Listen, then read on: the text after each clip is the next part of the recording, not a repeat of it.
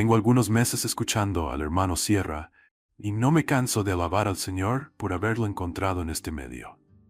Dios le siga bendiciendo. Yo fui católica hasta que Dios me abrió los ojos. Bendito sea el Señor. Lo mejor que ha pasado en mi vida, estar escuchando estas predicas sencillas y válidas, llega a todos. Dirección. Es decir, que si yo iba hacia el sur y me arrepiento porque me doy cuenta de que estoy equivocado, sería absurdo seguir en la misma dirección, porque entonces no te has arrepentido. Arrepentimiento, según la Biblia, es cambiar de dirección. Si iba hacia el sur, me doy la vuelta y voy en la dirección contraria. Eso es lo que significa en la Biblia arrepentimiento. Yo sé que en la calle la palabra arrepentimiento puede significar, ay, me remuerde la conciencia, me acusa la conciencia, me siento mal, pero sigo igual. No. En la Biblia, cuando te arrepientes es que vas a cambiar, porque si no cambia, entonces no es que no estás arrepentido. ¿Se entendió o no? Bien. ¿Qué es lo que está diciendo el Señor? Cambien. Ahora, mi pregunta es, si el Señor nos llama al arrepentimiento, mi pregunta es, ¿a todos o a unos cuantos? A todos. Luego, todos estábamos en un camino equivocado. ¿Me pueden responder? Si Él nos llama a todos al arrepentimiento, quiere decir que el camino, la vida, entre comillas, cristiana, que llevábamos antes no era la correcta, porque si no, no tiene sentido llamarme al arrepentimiento. El que tiene que arrepentirse, el que tiene que cambiar de dirección, es el que va por un camino equivocado. El que va por el camino correcto no tiene que arrepentirse, no tiene que cambiar de rumbo. Luego, si el Señor a ti, como tú acabas de confesar con tu boca, te llamó al arrepentimiento, y a mí también, y a todos y cada uno de nosotros, eso quiere decir, nos guste o no, que el camino por el que íbamos antes no era el correcto. Porque si no, no tiene ningún sentido llamar a una persona que va por el camino correcto, llamarla al arrepentimiento. La pregunta es, pues entonces, ¿por qué camino íbamos antes? Porque en ese camino que todos llevábamos antes, algunas cosas, no todas, algunas cosas las hacíamos bien. Pero es que aquí no consiste en hacer unas cosas bien y otras mal, sino aquí consiste en hacer todas las cosas bien. Dicen que algunas personas en los tiempos de Cristo, cuando terminaba el día, tenían unas jarras donde metían o una piedra blanca o una piedra negra. Si el día había sido bueno, si te habías esforzado, si habías hecho las cosas bien, habías agradado a Dios, habías cumplido con su palabra, metías una piedra blanca. Si habías hecho cosas malas, no habías obedecido como tenías que haber obedecido al Señor, metías una piedra negra. Y al final de la semana o del mes, se contaban las piedras blancas y las negras y podías más o menos saber si ibas bien encaminado o ibas mal encaminado según el número de piedras blancas o negras. Pero es que eso no es la vida cristiana, no es una de cal y una de arena. Hoy obedezco y mañana desobedezco, hoy me porto bien y mañana rompo todo. No. La vida cristiana consiste en hacer siempre las cosas decentemente y con orden y hacerlas bien. ¿Cuántos dicen amén? Una de las cosas que todos hicimos mal, todos, yo creo que sin excepción, es quebrantar una de las normas básicas de nuestra relación con Dios. Quiero llevarles al capítulo 20 del libro de Éxodo. ¿Lo tenemos por ahí? Éxodo capítulo 20. Y dice así, preste atención por favor. Habló Dios todas estas palabras diciendo, no lo quites. ¿Quién habló? ¿Quién va a decir lo que ahora vamos a leer? ¿Quién lo habló? Dios. No es un hombre cualquiera, no es uno que apareció por allí y dijo, a ver, voy a decir unas cositas, apúntalas. Dios habló todas estas palabras diciendo, a ver qué dijo Dios. Yo soy el Señor tu Dios, que te saqué de la tierra de Egipto, de casa de servidumbre. No tendrás dioses ajenos delante de mí. No te harás imagen ni ninguna semejanza de lo que está arriba en el cielo, ni abajo en la tierra, ni en las aguas debajo de la tierra. No te inclinarás a ellas, ni las honrarás, porque yo soy el Señor tu Dios, fuerte, celoso, que visito la maldad de los padres sobre los hijos hasta la tercera y cuarta generación de los que me aborrecen. Y hago misericordia a millares, a los que me aman y guardan mis mandamientos.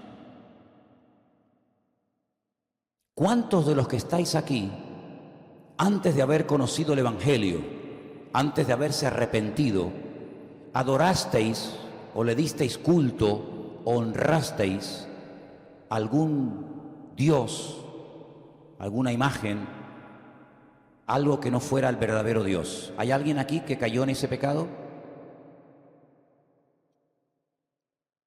¿Los que no han levantado la mano nunca honraron a ningún Dios más que a Dios?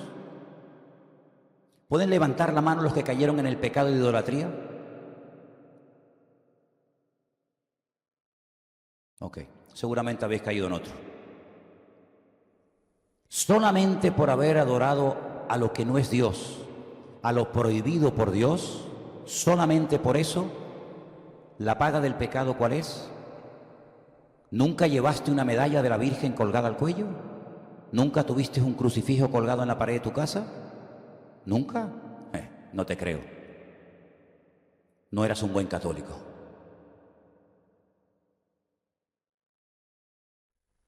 No se puede adorar a ningún personaje bíblico, ni siquiera a un personaje bíblico bueno, como por ejemplo Pablo, Pedro, María, Santiago, Tomás, Juan. ¿Tampoco a los buenos?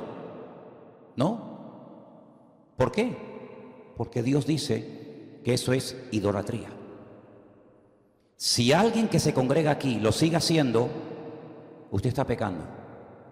Si usted viene a esta congregación y usted sigue adorando a santos, a imágenes, San Pancracio, ahora estaban con la Virgen de Regla, a la Coromoto, a la Guadalupe, a la aquí, la de Candelaria, a la Madonna, etcétera, etcétera, usted no está agradando a Dios. Usted está cometiendo adulterio espiritual. Porque usted está dándole culto a otros dioses y dice la Biblia que eso está prohibido.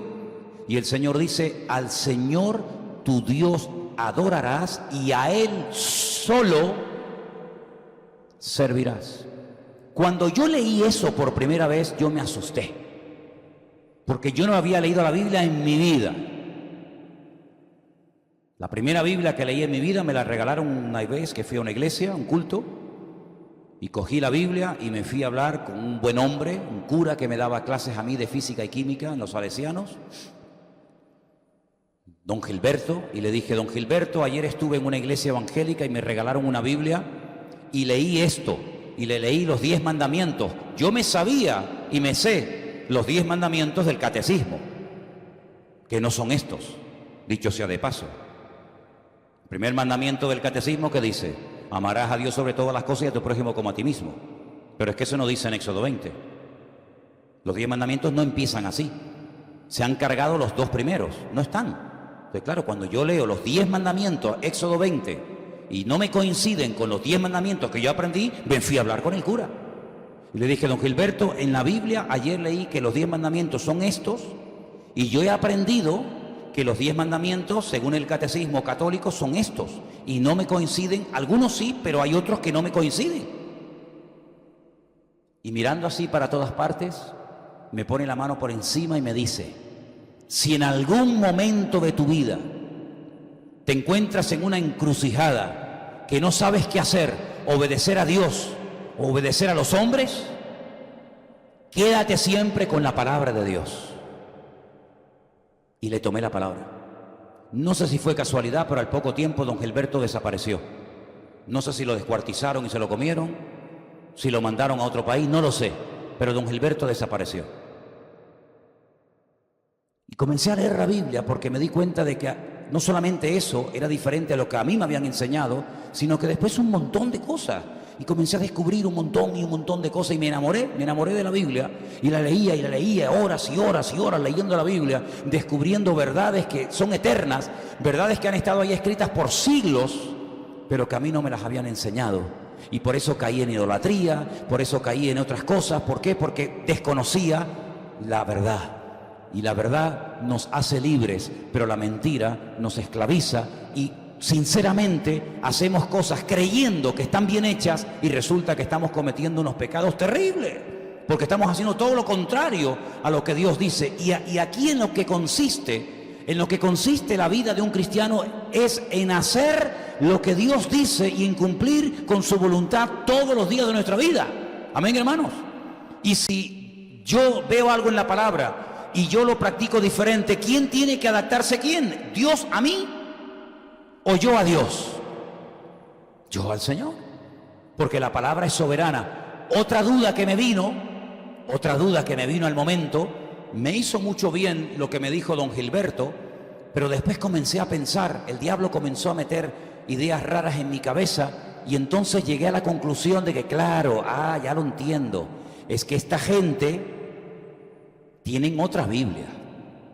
Como ellos no tienen imágenes ni santos en las iglesias, ellos tienen una Biblia donde dice no adorarás imágenes, no te pondrás de rodillas, no las honrarás, no le darás culto. Pero claro, la Biblia católica no me tiene que prohibir, porque en la iglesia católica si quitamos la idolatría la dejamos vacía. Tú entras a una iglesia católica sin imágenes y es una iglesia católica rara. La iglesia católica está llena de santos y de vírgenes por todos lados. Entonces no quería decir le robé, pero como era recién convertido, le robé una Biblia católica a una persona. Era recién convertido, ¿qué quiere que haga? Entonces, abrí Éxodo 20 en la Nácar Colunga, que se llama así la Biblia católica, Nácar Colunga por la versión, y la versión Reina Valera, y las dos ponía Éxodo 20 y Éxodo 20. Y la única diferencia que encontré entre una y otra, es que en la Biblia de esta versión pone Jehová, y en esta Biblia ponía Yahvé. Pero bueno, es lo mismo, ¿no? ¿O no? En todo lo demás decía lo mismo. Y yo entonces entré en una crisis. Yo decía, pero ¿cómo es posible que si en todas las Biblias del mundo dice lo mismo, ¿por qué no lo enseñan? ¿Por qué no lo prohíben? ¿Por qué no sale el jefe, ¿cómo se llama? El Papa. No, el Papa es el jefe, ¿no? ¿Por qué no sale el Papa? Dice, señores, nos hemos equivocado. Ratzinger, uno de los papas que dimitió, uno de los pocos papas que dimitió, Ratzinger, llegó un día y públicamente dijo, nos hemos equivocado. Hemos enseñado durante siglos la doctrina del limbo. Y el limbo no es bíblico, no hay versículo, no hay respaldo bíblico para predicar y enseñar el limbo. Y lo quitó. Ya no existe el limbo en la iglesia católica. Ya no se predica del limbo, porque el Papa, que es el jefe, la máxima autoridad, dijo, nos hemos equivocado, eso es mentira. No hay limbo, hay cielo e infierno. Le faltó tiempo para quitar el purgatorio, porque tampoco hay purgatorio según la Biblia, pero yo creo que le faltó tiempo. Pero bueno, por lo menos quitó algo. Y otro año llegó y dijo, ¿saben que estaba estudiando la Biblia? Porque era un hombre muy culto, muy estudioso, y dijo eso de la burrita y el burro y la vaquita allí, eso no era así, eso no es verdad. Y también se atrevió a cambiar algunas cosas.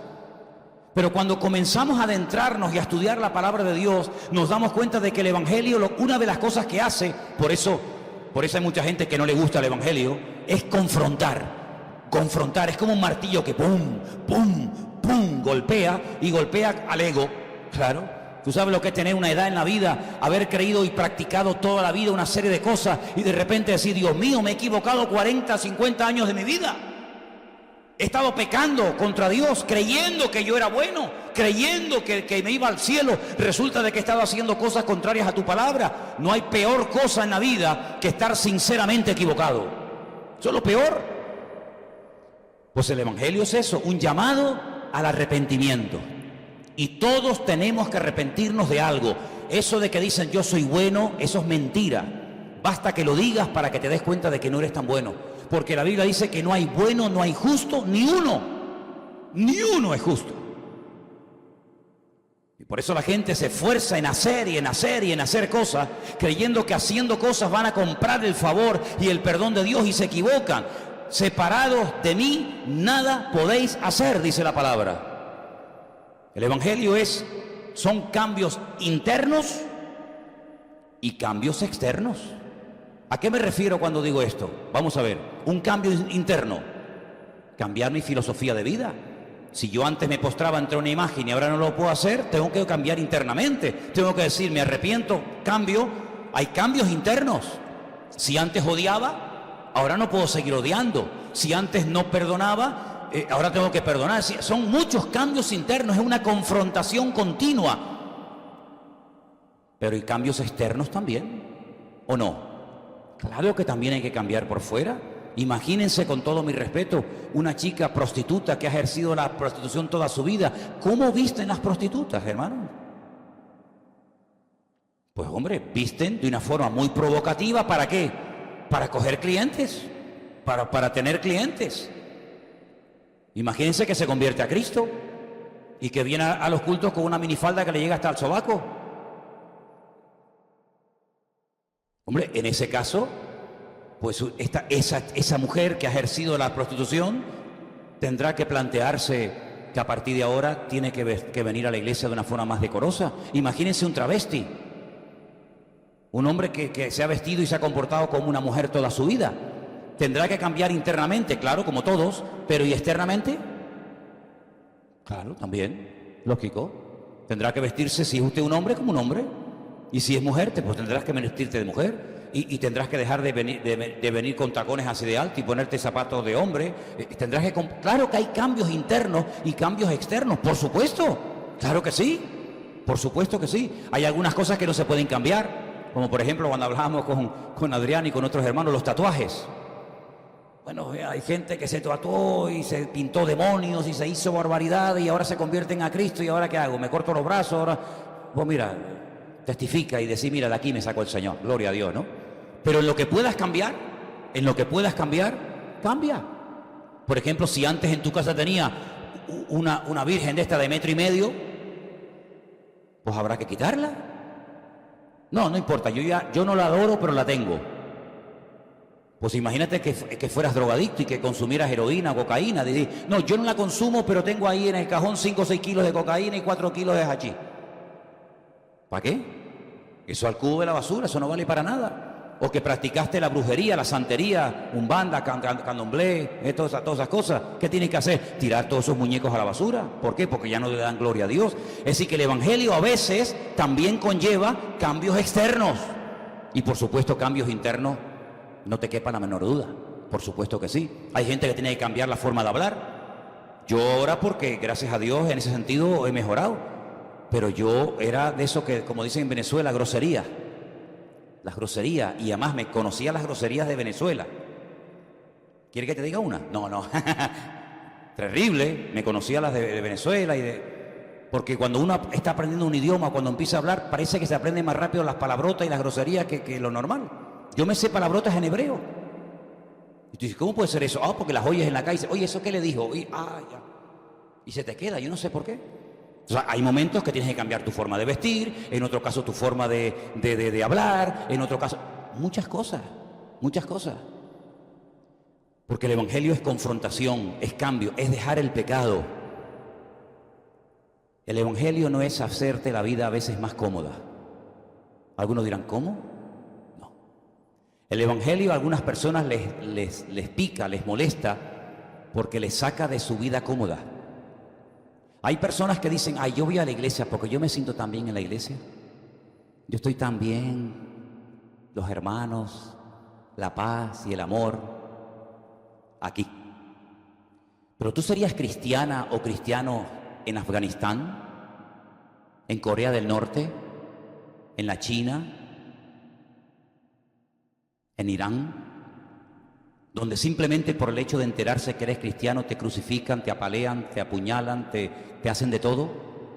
Es que aquí es muy fácil ser cristiano, porque nadie se mete con nosotros, no hay persecución, no está prohibido el evangelio. Pero seríamos capaces de vivir como cristianos de verdad, como vivimos aquí en Yemen, en Arabia Saudita. Sería muy diferente, porque el evangelio en muchos casos nos pone en contra a personas con las cuales antes éramos amigos. ¿Sí o no? Te voy a leer unas palabras del Señor Jesucristo. Están en el Evangelio según San Lucas, capítulo 21. Vamos a ir casi al final. Yo sé que es una de las últimas lecturas que te di, pero en el Evangelio según San Lucas, capítulo 21, a partir del versículo 10, encontramos unas palabras muy interesantes de nuestro Señor Jesucristo, y dicen así: entonces les dijo, escuchen, se levantará nación contra nación y reino contra reino. Amén. Eso lo tenemos claro. Una de las señales de los últimos tiempos: nación contra nación, reino contra reino. Habrá grandes terremotos en diferentes lugares, hambres y pestilencias. Habrá terror, grandes señales del cielo. Pero antes, escuchen, antes de todas estas cosas, os echarán mano, os perseguirán, os entregarán a las sinagogas y a las cárceles, y seréis llevados ante reyes y ante gobernadores por causa de mi nombre. Y esto os será ocasión para dar testimonio. Proponed en vuestros corazones no pensar antes cómo habéis de responder en vuestra defensa, porque yo os daré palabra y sabiduría, a la cual no podrán resistir ni contradecir todos los que se opongan. Mas seréis entregados aún por vuestros padres y hermanos y parientes y amigos, y matarán a algunos de vosotros. Y termino con el verso 17 que dice: y seréis aborrecidos de todos por causa de mi nombre. Creemos que se levantará nación contra nación, no tenemos la más mínima duda. Creemos que el mundo irá de mal en peor, que habrá terremotos, que habrá falsos profetas, falsos maestros, falsos apóstoles, falsos cristos. Todo eso lo creemos. Que habrá guerras, que habrá hambre, pestilencia.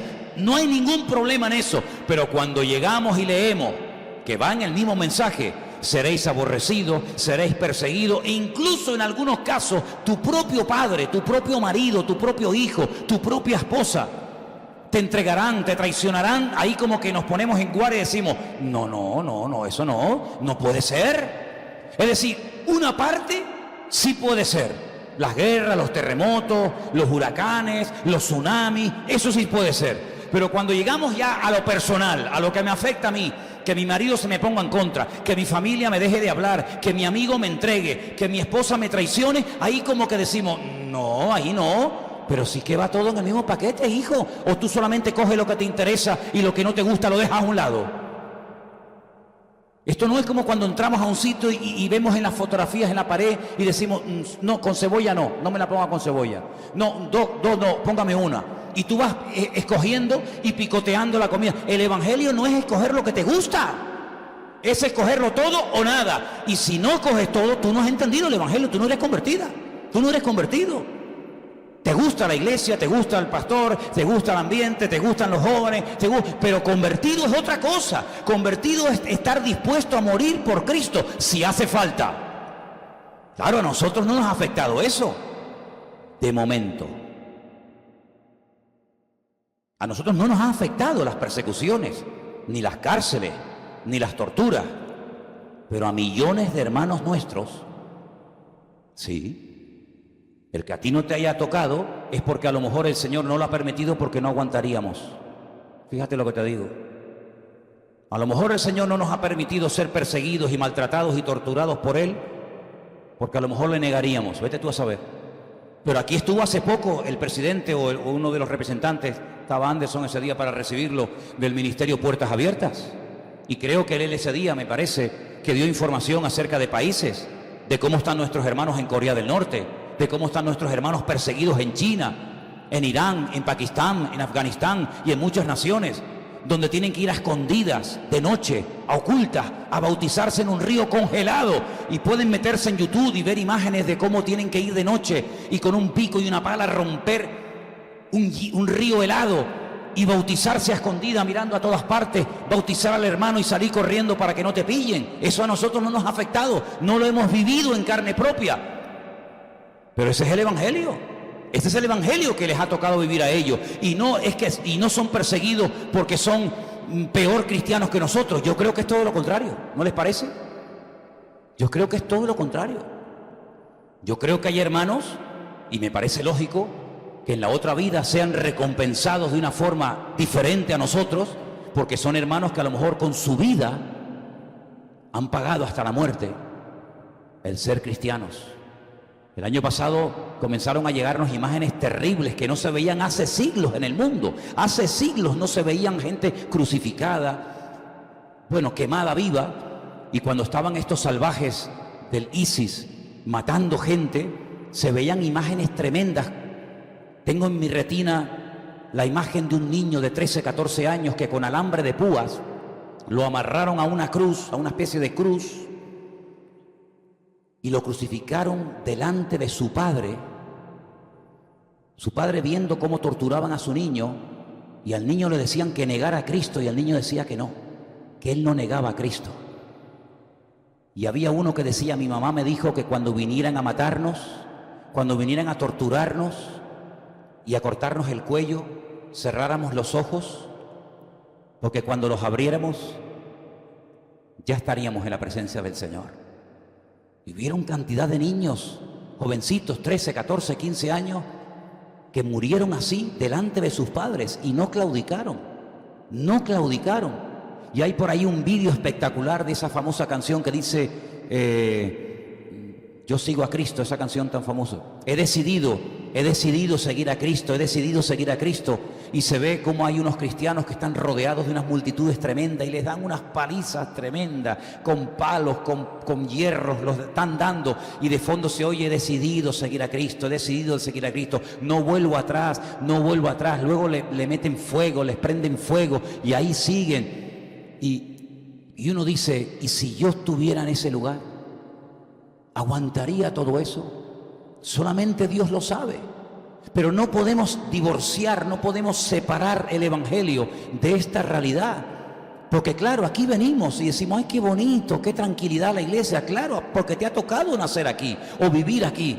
Pero si hubiéramos conocido el Evangelio en otro país donde hay persecución, desde que nos convertimos hasta que nos morimos, hubiéramos estado perseguidos todos los días. Y son igual de cristianos o mejor que nosotros.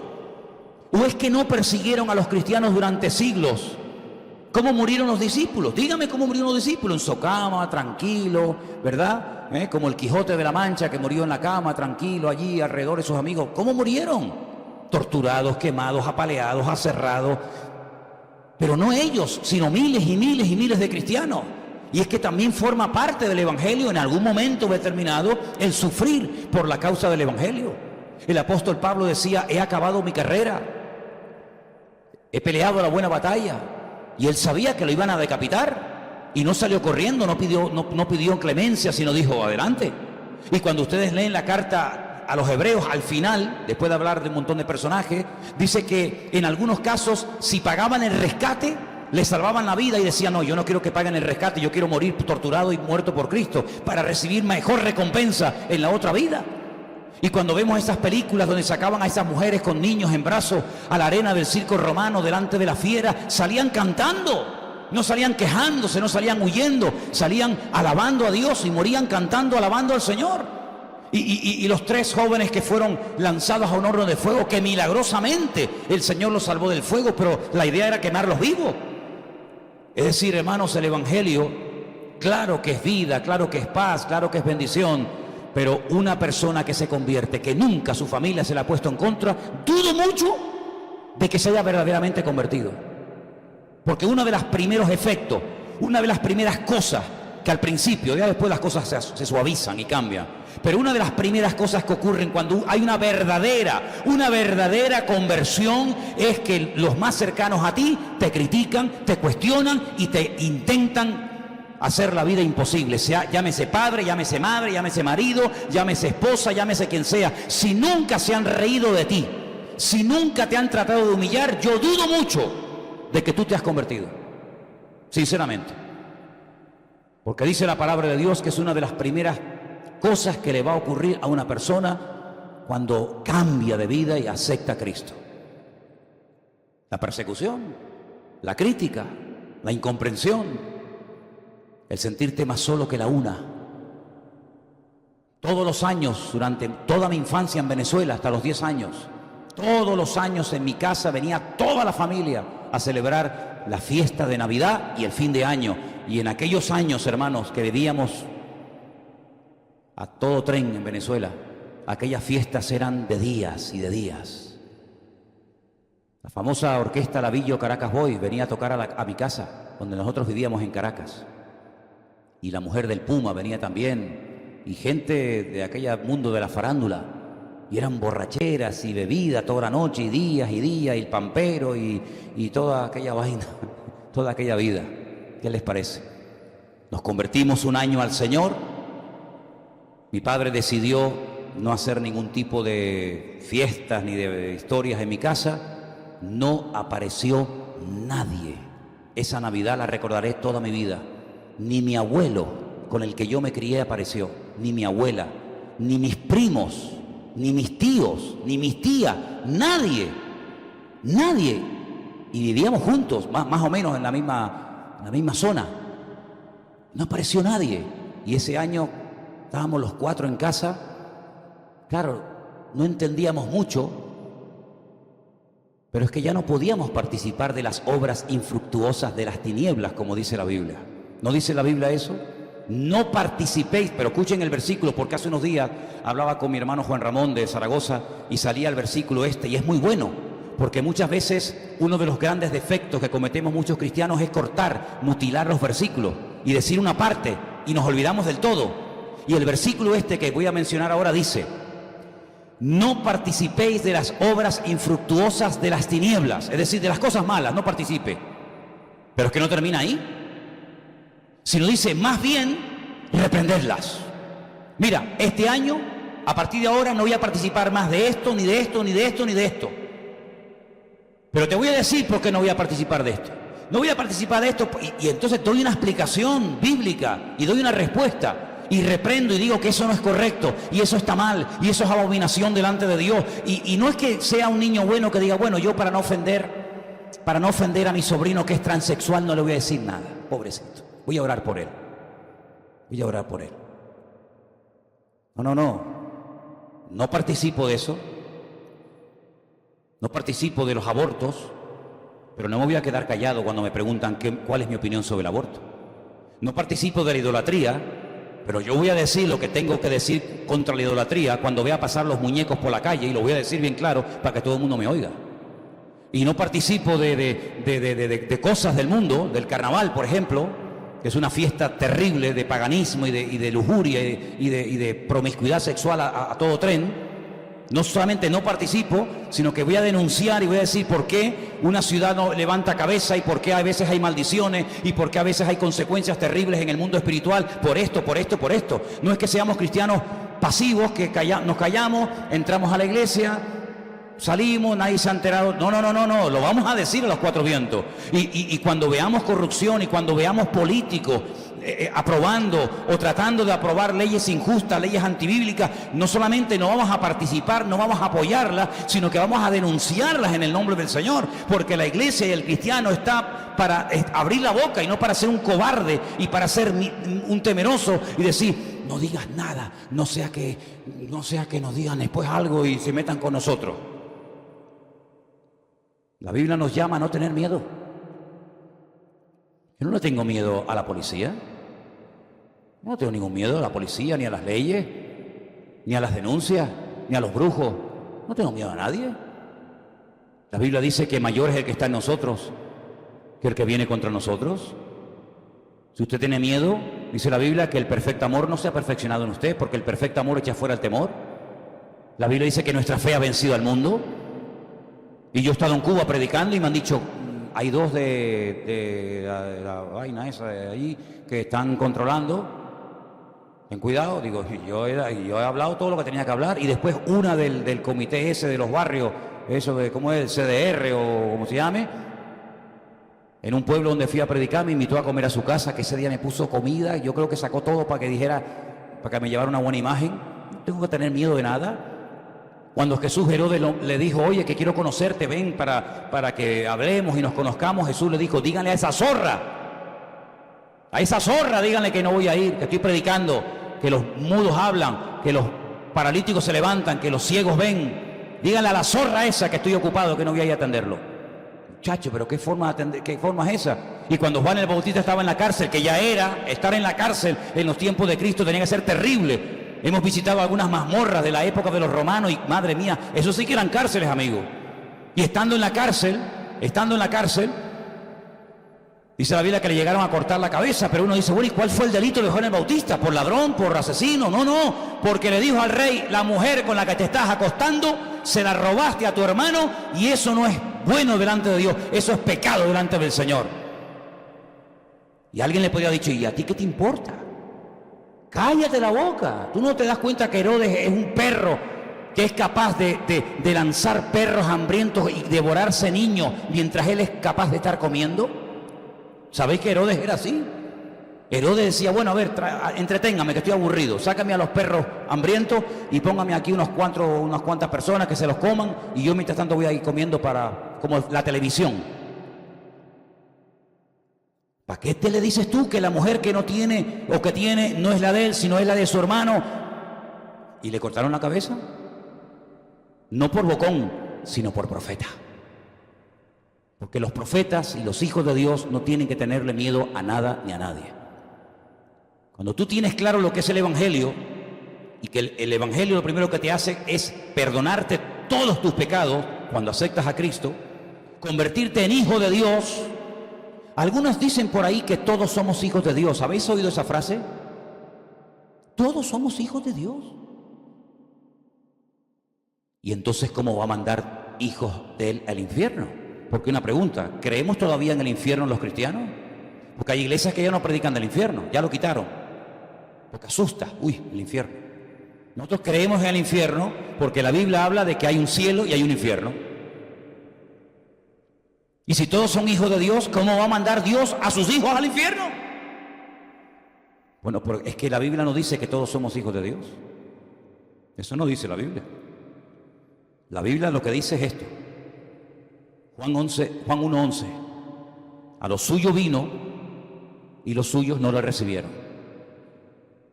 Aquí hay un grupo de personas que no lo quieren, no lo reciben, no quiero saber nada contigo. No los recibieron. Dice, más a todos los que le recibieron, Juan 1:12, a los que creen en su nombre, les dio potestad de ser hechos hijos de Dios. Es decir, hay gente que no le recibe, que no creen en Él y no son hijos de Él. Pero los que le recibieron y los que creen en su nombre, esos tienen la potestad de ser hechos hijos de Dios. Pero escuche, miren lo que dice el 13. Los cuales no son engendrados de sangre, ni de voluntad de varón, de sangre ni de carne, ni de voluntad de varón, sino de Dios. Es decir, cuando yo nací de mi madre, yo soy un habitante del planeta Tierra. Pero yo no nací ya siendo un hijo de Dios. Yo me convertí en un hijo de Dios, porque el apóstol Pablo desarrolla más el tema y dice que los hijos de Dios son los que han sido adoptados por Dios, los que quieren ser hijos de Dios. ¿Usted cree que Hitler era un hijo de Dios? ¿Usted cree que Hitler era un hijo de Dios? ¿Usted cree que estas personas que matan y asesinan y violan y secuestran pueden tener el privilegio de ser llamados hijos de Dios? ¿No habla la Biblia, pregunto, no habla la Biblia de hijos del diablo? Jesús una vez le dijo a los judíos, ustedes son hijos de vuestro padre el diablo. Eso es fuerte, ¿eh? Eso es fuerte.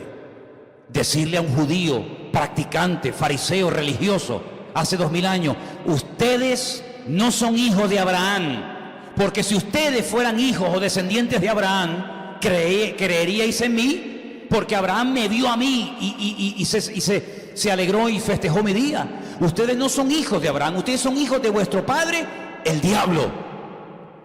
Luego la Biblia habla de hijos de Dios y de hijos del diablo, de hijos de luz, hijos de tiniebla, hijos de desobediencia, hijos de ira. Hay que estudiar todo eso. Entonces, cuando una persona cree en el Señor, cuidado, yo pregunto una cosa. Si solamente por creer en Dios nos convertimos en hijos de Dios, si solamente fuera ese requisito, Voy a ver, intentar hacer la pregunta lo más claramente posible porque espero una respuesta vuestra.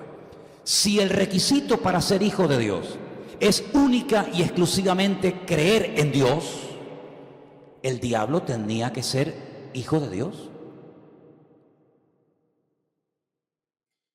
Porque el diablo cree en Dios, ¿o no? El diablo habló con Jesucristo. Usted nunca ha visto a Jesucristo, nunca ha hablado con él, ni yo tampoco. Pero el diablo habló con Jesucristo, lo vio, sabe cuánto medía, sabe si era gordo, flaco, alto, feo, guapo. Él sabía cómo era. Dice, si tú eres el hijo de Dios, dile a esta piedra que se convierta en pan. Y Jesús le contesta y tiene ahí un intercambio de palabras en el desierto. Satanás vio a Cristo, Satanás vio a Dios, ¿sí o no? ¿Dónde estaba Satanás al principio? Al lado de la presencia de Dios, organizando toda la alabanza, la adoración. El diablo no es un ateo. El diablo ha visto a Dios, el diablo ha visto a Cristo, el diablo vio cómo Dios creó el universo, el diablo conoció a Adán y a Eva, el diablo conoció a Abraham, el diablo conoció a Moisés, el diablo conoció a Josué, el diablo conoció a Pedro, conoció a Pablo, el diablo conoció a todos los personajes de la Biblia. Pero no son hijos de Dios. Dice la Biblia que el infierno, el primero que lo inaugura es él y todos los demonios. Luego, no solamente es suficiente creer en Dios, porque si solamente por creer en Dios somos hijos de Dios, repito, el diablo sería el más grande hijo de Dios. Dice aquí, los que creen y los que le recibieron. Ahora yo tengo que explicar eso. Ya voy terminando. ¿Qué significa recibir a Cristo? ¿Qué significa, como decimos, aceptar a Cristo o convertirnos a Cristo? Miren, hermano, aquí en esta botella hay agua. Yo ahora mismo, les digo la verdad, yo tengo sed ahora mismo. Como para no tener, ¿no? Yo ahora mismo tengo sed. Yo sé que si yo me bebo un vasito de esto, un sorbito aunque sea, se me suaviza la garganta y esa sensación de sed que tengo ahora mismo se me quitaría. Yo lo sé. Yo creo que esto es lo que yo necesito ahora mismo para calmar la sed. Lo creo. Ahí la tengo. Sigo con la sed. Pero yo creo, yo creo que si yo me tomo un vasito de agua, Yolanda, a mí se me quita la sed. Lo creo, de verdad que lo creo, Tengo la lengua seca. Pero yo estoy convencido que si bebiera un poquito, Anunciata, se me quitaba la sed. ¿Cuántos creen lo que estoy diciendo? ¿Me apoyan en lo que creo? Pero no hago nada. Ahora, con permiso. Oh, gloria a Dios. Ahora lo he experimentado. Antes lo creía, pero ahora puedo decir que mi creencia no estaba equivocada. Ahora puedo decir, oh, qué sensación más buena, porque me ha entrado oxígeno, me ha entrado H2O, y el cuerpo nota el efecto del agua, lo noto de adentro para afuera. Eso es el Evangelio, amigo. Yo creo que la Biblia es la palabra de Dios. Yo creo que Dios existe. Yo creo que Él me puede ayudar. Sí, me parece muy bien, pero usted no cambia ni a palos. No, yo creo que Él murió por mí. Yo creo que Él resucitó. Yo creo que Él ascendió y está a la diestra de Dios Padre. Yo lo creo. Pero, ¿de qué te sirve? ¿De qué te sirve creer todo eso? Si estás hecho polvo, estás fatal. Porque no lo has recibido, no lo tienes dentro. Lo tienes aquí colgado, lo tienes en la estampita en el bolsillo, lo tienes en el crucifijo, pero no lo tienes dentro al Señor. Crees, pero esa creencia no te cambia. Esa creencia es simplemente una creencia, una teoría, pero que no te transforma, y las teorías no cambian a nadie. Lo que hace es, el cambio es cuando lo tienes dentro. Y cuando Él está contigo, dice, entraré a Él, cenaré con Él y Él conmigo. Significa que cuando yo recibo, cuando yo invito, cuando yo acepto a Cristo, Él se va a venir esta noche aquí a mi casa y se va a sentar conmigo a cenar. No, es una forma de hablar. Cenar, comer, es intimar, es tener comunión, es tener relación. Si alguno oye mi voz y abre la puerta, entraré a él y cenaré con él. Eso significa de que estaré contigo, estaré dentro de ti. No vas a estar nunca solo, estaré contigo todos los días hasta el fin del mundo. Sí, lo creo, pero no me invita. Estoy tocando la puerta, como en el libro del Cantar de los Cantares, ¿se acuerdan? La Amada, ese libro tan maravilloso. Oí la voz de mi amado me decía, ábreme, amada, esposa mía. Y ella decía, sí, he oído la voz, dice, pero no te puedo abrir la puerta. Pero ¿cómo no me vas a abrir la puerta? Si soy tu amado, soy tu marido. ¿Cómo no me vas a abrir la puerta? Que me estoy mojando, que está lloviendo, que estoy empapado. Y dice, es que no te puedo abrir la puerta, amado mío, porque me acabo de lavar los pies, el suelo es de tierra, y si pongo los pies fuera, me los voy a manchar otra vez, y yo no me voy otra vez a manchar ni a destapar. Y para abrirte la puerta, y el amado dice que se fue. Y entonces ella dice, ay, mi madre, ¿qué hice? Se levanta, cuando abre la puerta, dice, aquí estuvo mi amado, huelo el aroma de mi amado, aquí huele a él, pero él no está, se fue. Y ella, enferma de amor, desespera porque dice, lo perdí, qué locura. Sale por las calles de Jerusalén, ¿habéis visto a mi amado? ¿Lo habéis visto? ¿Habéis visto a mi amado? Le dice, a tu amado. ¿Y quién es tu amado? Mi amado es señalado entre 10.000 y describe como su pelo, sus dientes, sus orejas, sus brazos, su muslo.